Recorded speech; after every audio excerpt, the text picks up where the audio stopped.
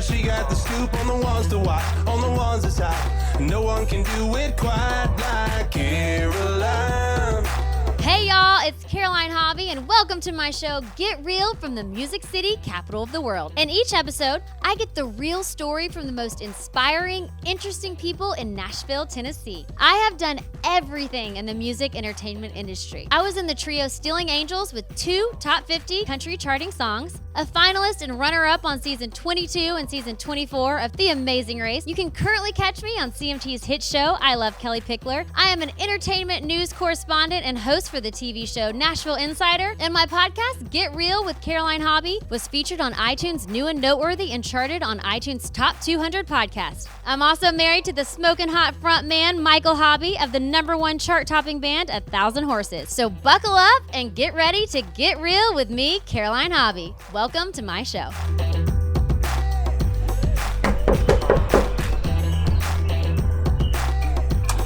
Hey! See you. Thanks for coming. Dog party? Yeah, there's some pups. Oh my gosh.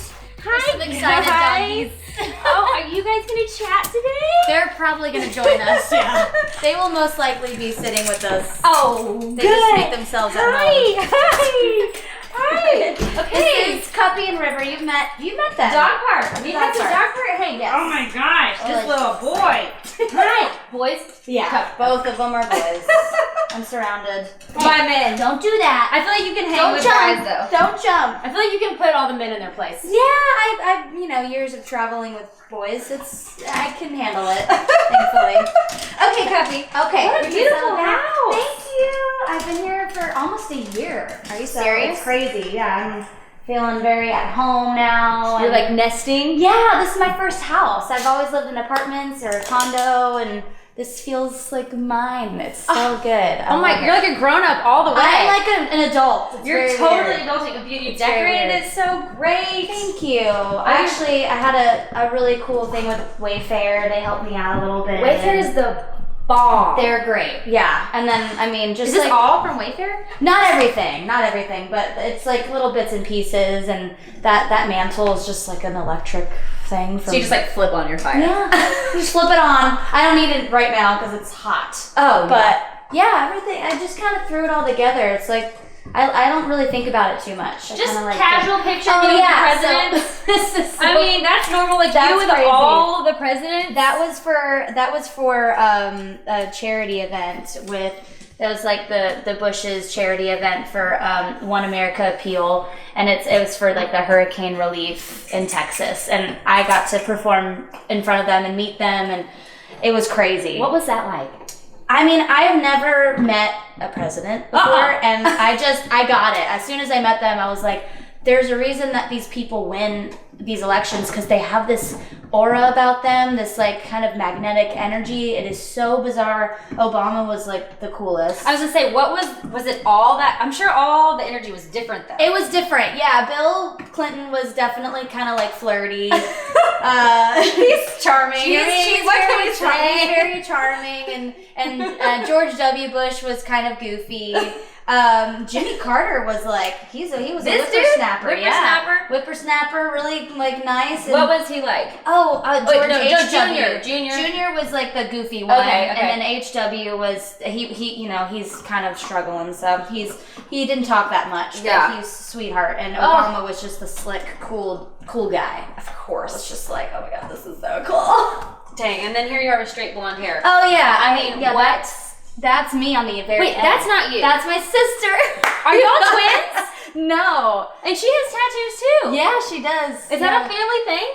No. That's just us. Y'all just love. So when did all these start? Because they're amazing. This one started when I was 18, like the day after I turned 18. And then the other ones were all kind of like a few years after that, and then this one was in November. Oh, so this is like the newest one, yeah. Oh, nice. Yeah. What was the symbolism of this? This was for one of my best friends passed about a little over 2 years ago, and he always wore a fedora, and so like it took me a while to like come up with the idea because I wanted to honor him in some way. But his name was Gavi. He's an amazing musician, and he actually helped record and produce my first like EP after I left my old band. Hey Monday was your first band. Yes. And so he was like a big part of my journey and coming everything. into like country pop. Yeah, just kind of helped me out in a time where I needed it the most. And then, so I just wanted to honor him in a way, and he always wore fedoras. So oh, man. did a little hat. I love that. Thanks. Well, come sit. River's taking up the whole couch, but we can figure it out. Can we join you?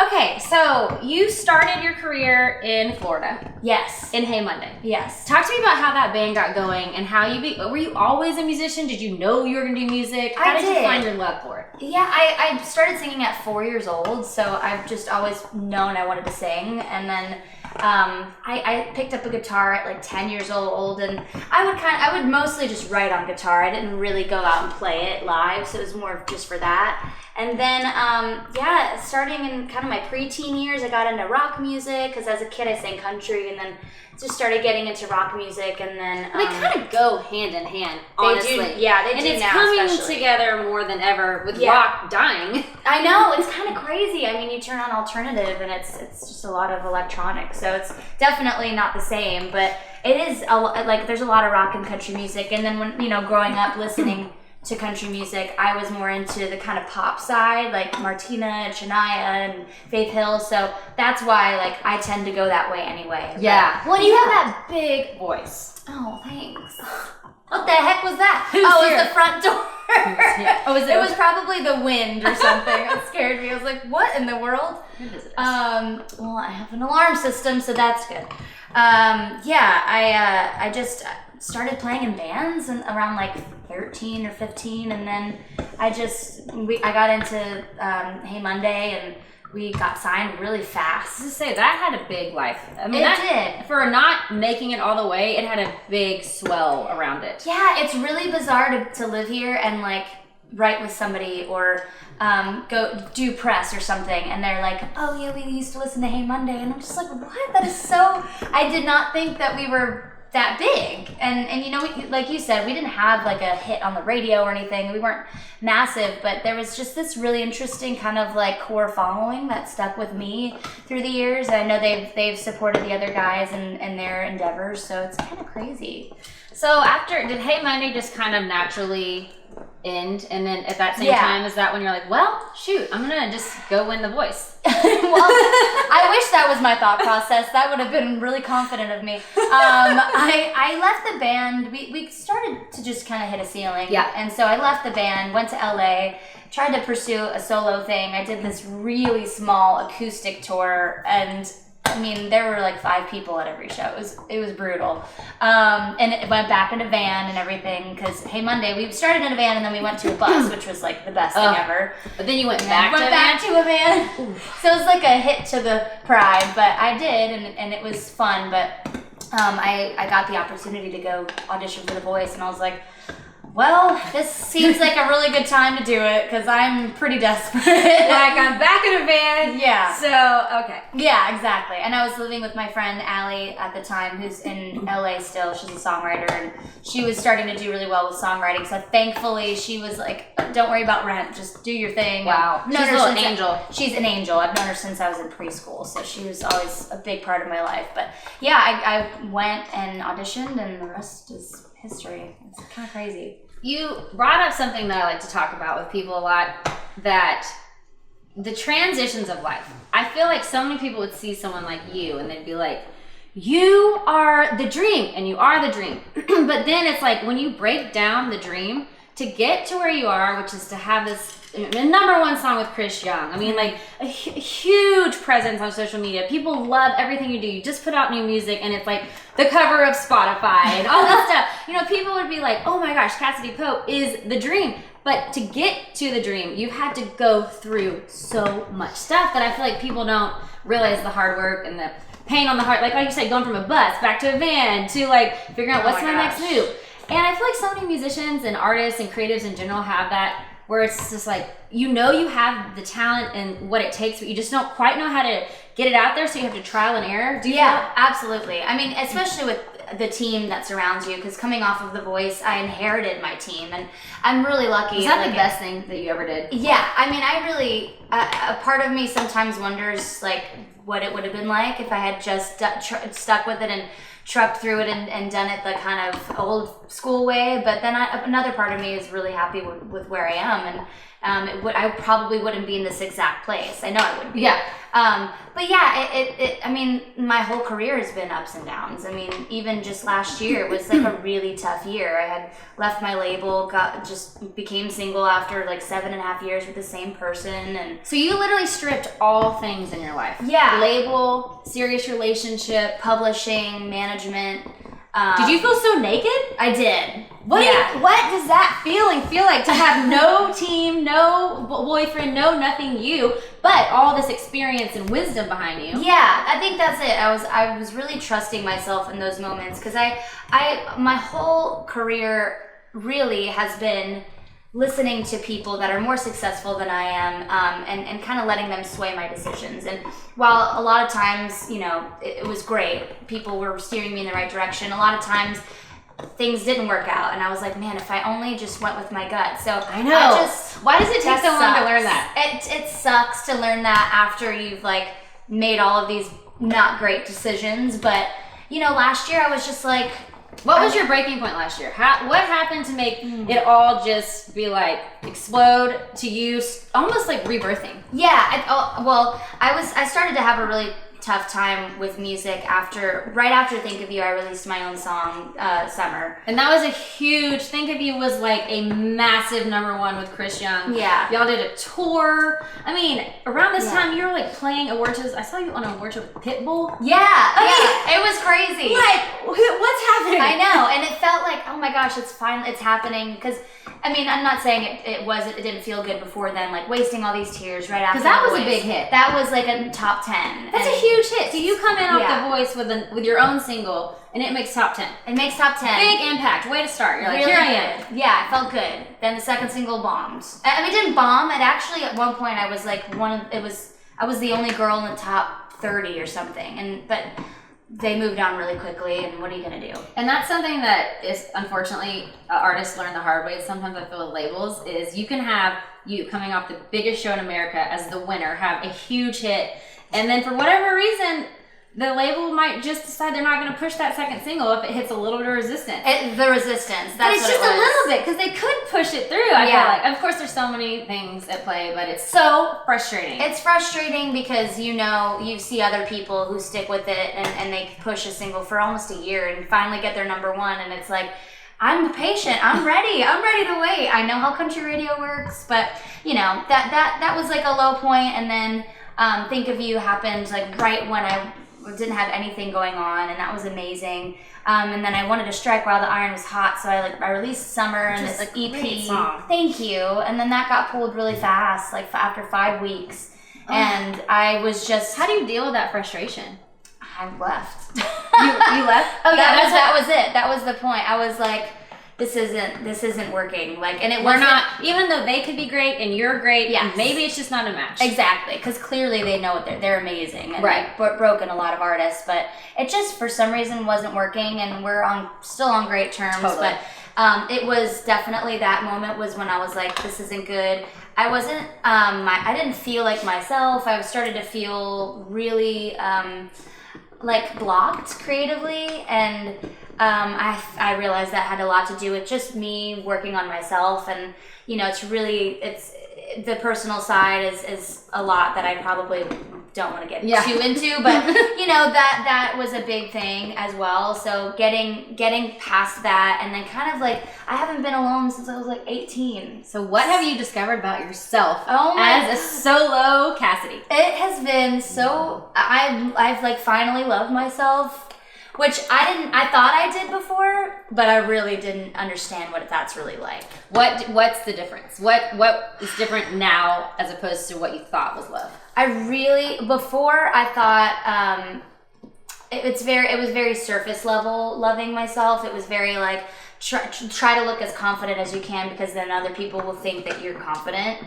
Like put out that you love yourself. Put out that you love yourself, and then but not really understanding what that is, and then like.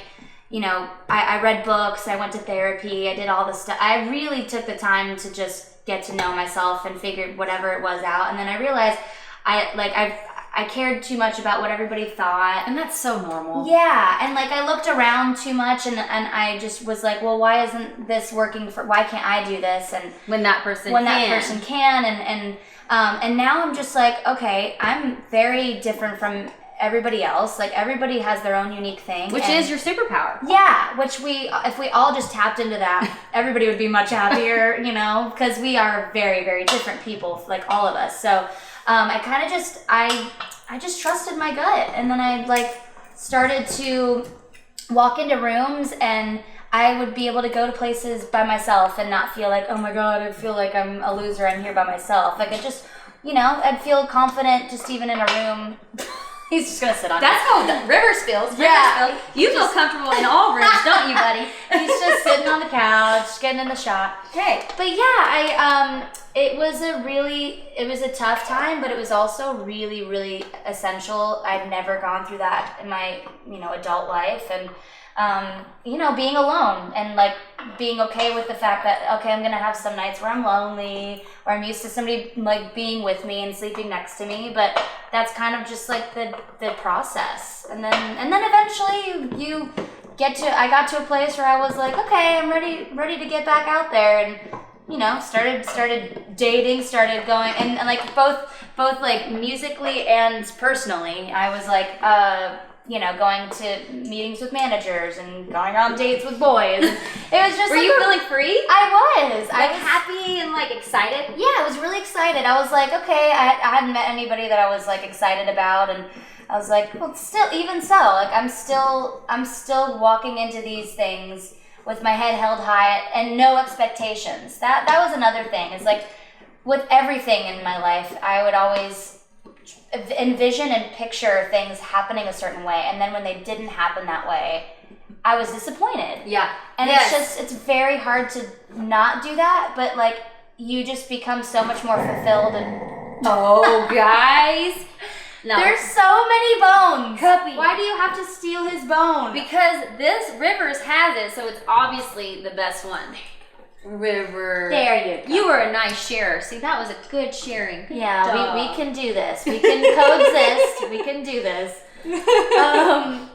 And then yeah, I met my manager Daniel, and we hit it off right away. But I, you know, being in the state of like, I need to make sure I'm making the right decisions. I just met with a bunch of other managers too, and in the back of my mind knowing Daniel was probably the one, and then went with Daniel, and the rest of the team just kind of fell into place after that. And I'm not signed to a label. I'm choosing to do this independently. Make your own music the way you want to make it. Yeah, everything from the visuals to the music to, you know, potential touring in the fall is all what I want, my vision. So it's really feeling good.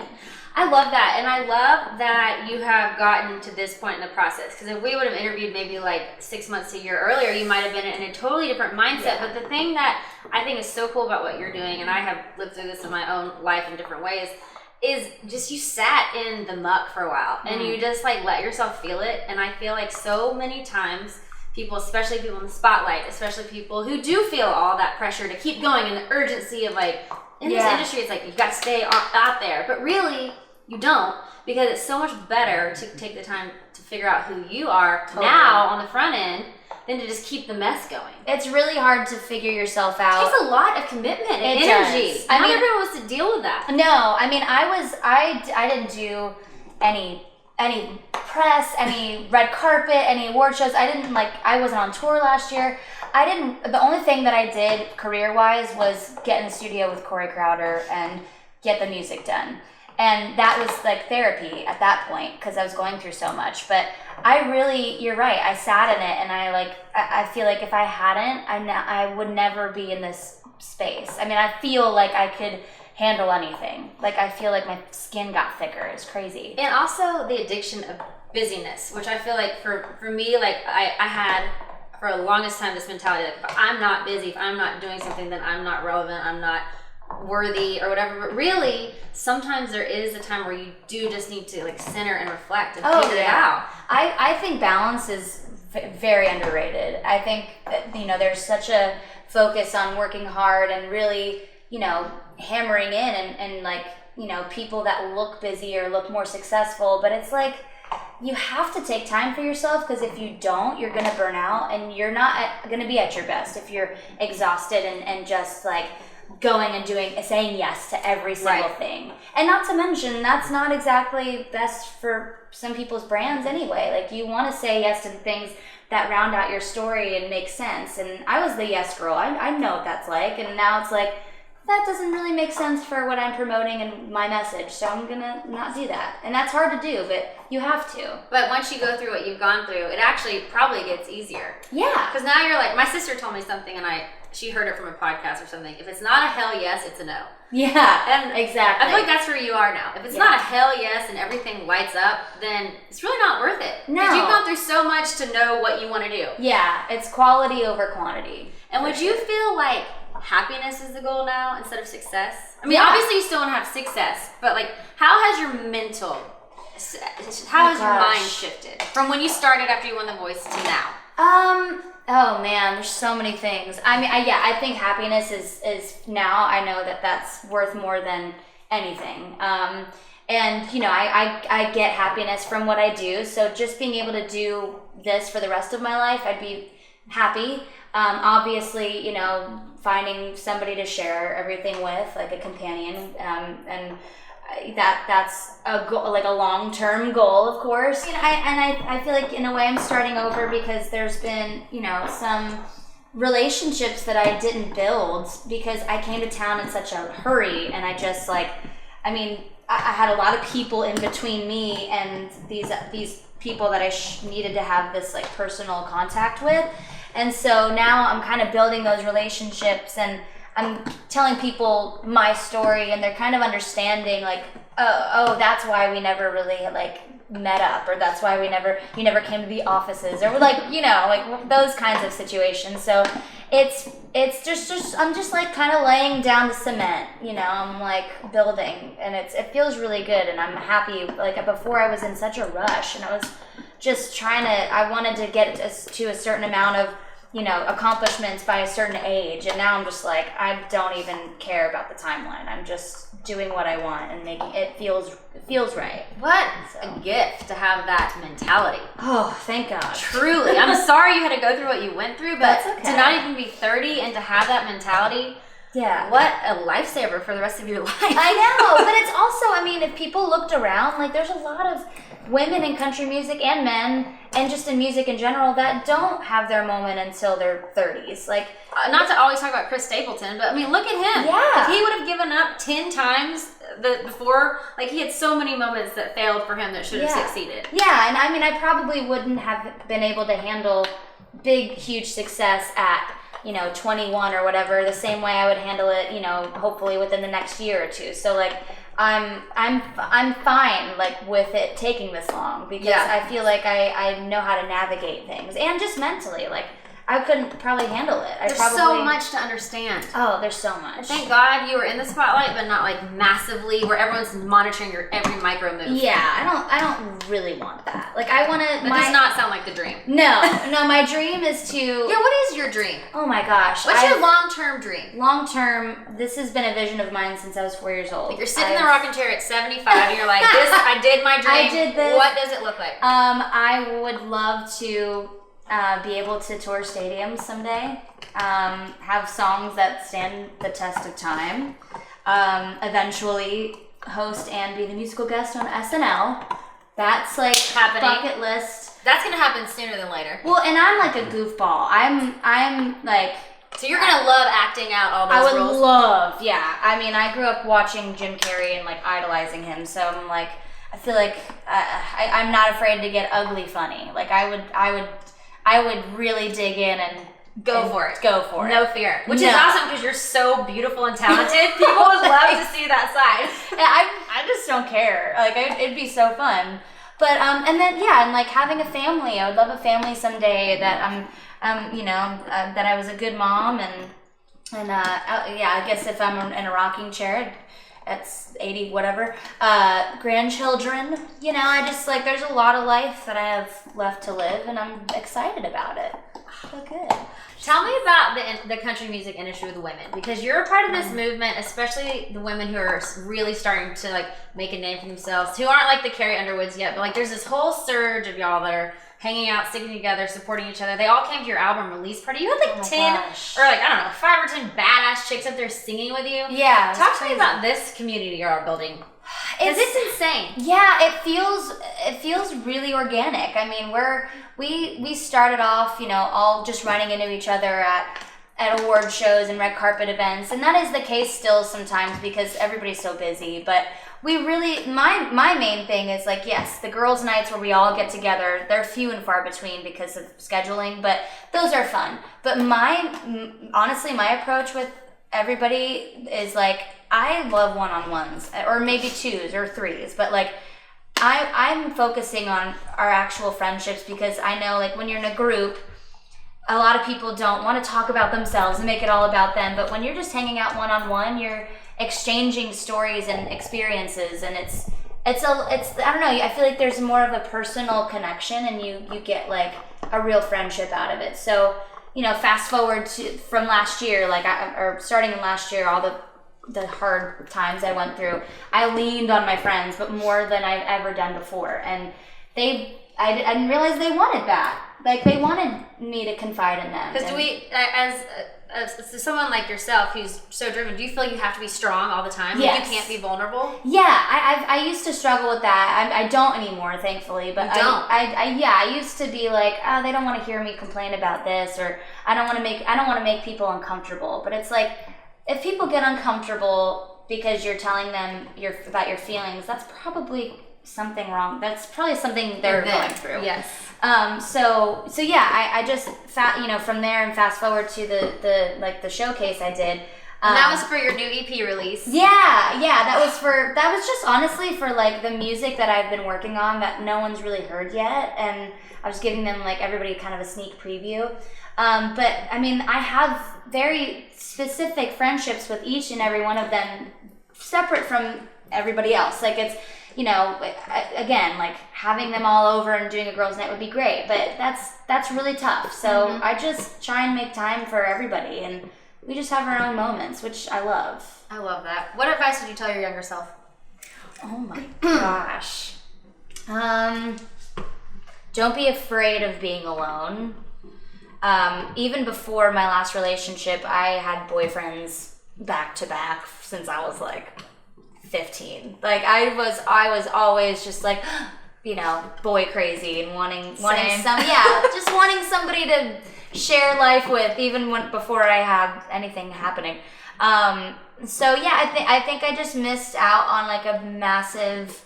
I mean, I just did it, so I'm happy, but like I missed out on this crazy time you're supposed to have when you're like in your adult, like your younger years, and you're figuring yourself out, and you're by yourself. So then you get into a relationship that and you're in your best version of yourself, so you can like give everything you can to a relationship. And I didn't have that capacity. So yeah, I mean, I guess that's more on a personal level, but that's probably the advice I would give. What does love mean to you?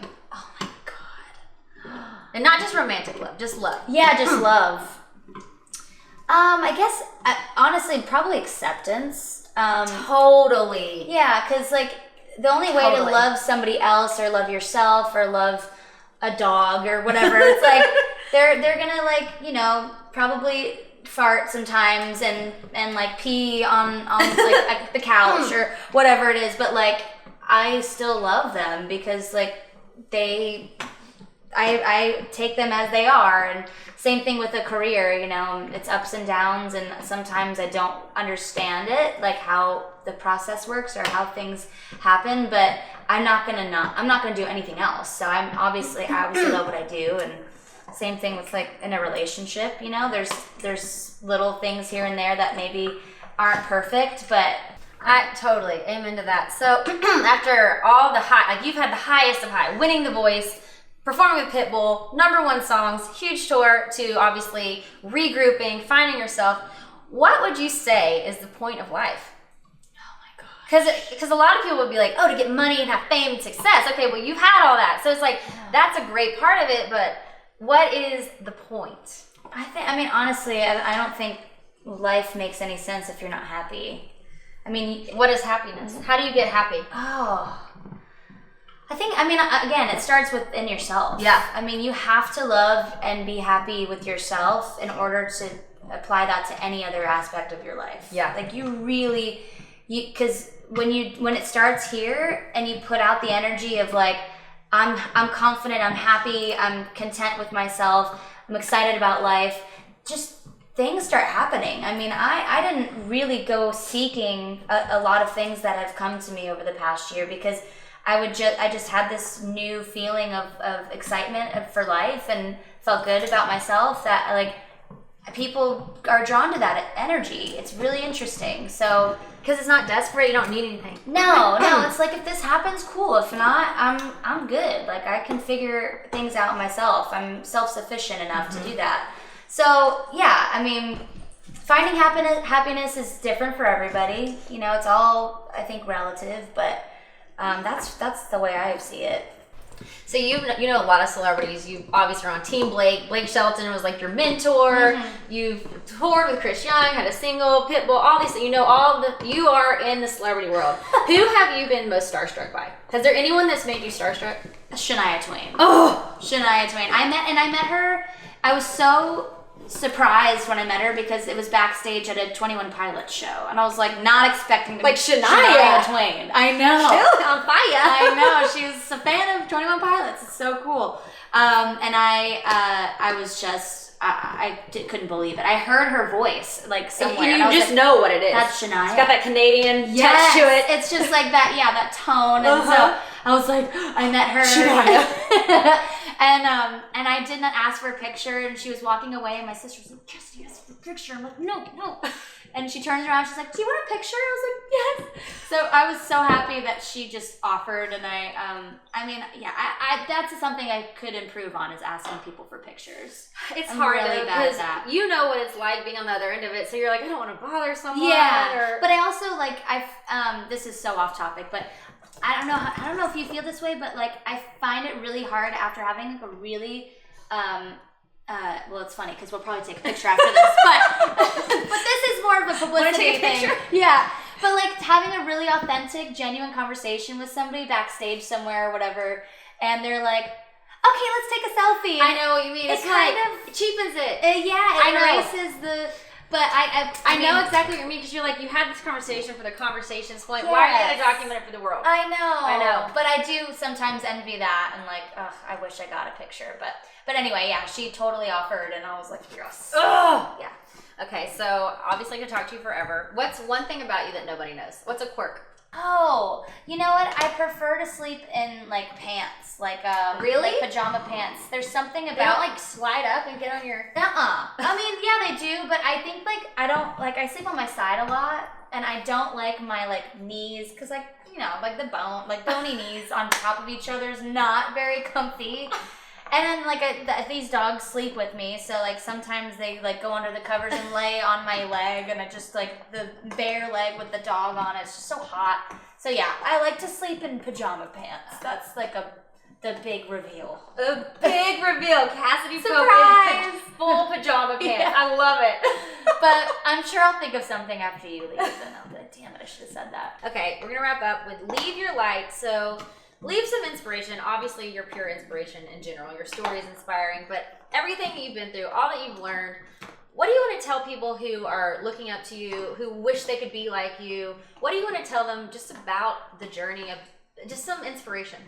I think, honestly, going into things with less of an expectation is really helpful.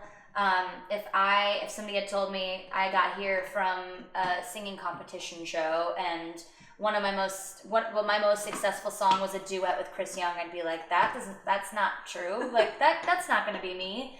Yeah, you would have never, at 14, you would have never known that. No. So I think that people just need to kind of open their minds to what their journey looks like. We all have a very specific route we think we're going to take, but like just be open to every avenue because things never happen the way you think they're going to happen. Ever. No. Ever. Mm-mm. I totally agree with that. Yeah. And just let it lead you. Let your journey lead you. Yeah, and work really hard along the way. It's not like things are going to get handed to you, but don't, push something away because it's not the way you saw things. Like, oh, I didn't see this happening. I don't want to take this route. If it feels a little uncomfortable, that's probably a good thing. Yeah. Freaking love it. Cassadee Pope, you're amazing. I love you. I love you. So happy this worked. Oh, I'm so happy that you have me in your home. Yeah, sorry. Caroline, she's the queen of talking. Hey, what's on your mind? She's on the inside. Honestly, one of my favorite dishes is at Carrabba's, and it's the lobster ravioli. Ooh. It is so good. Yes, It's please. so good. I'm happy with the slow build. Like I'm kind of in a way starting over. River? Come on in. Get on it. Okay. Hi there, River. You You want me to share with you? Oh my gosh. And you just sharing. It's the kindest dog ever. He is so sweet. River, Yeah, you he's give the best. all Oh your my bones to everyone. He loves girls too. Yeah.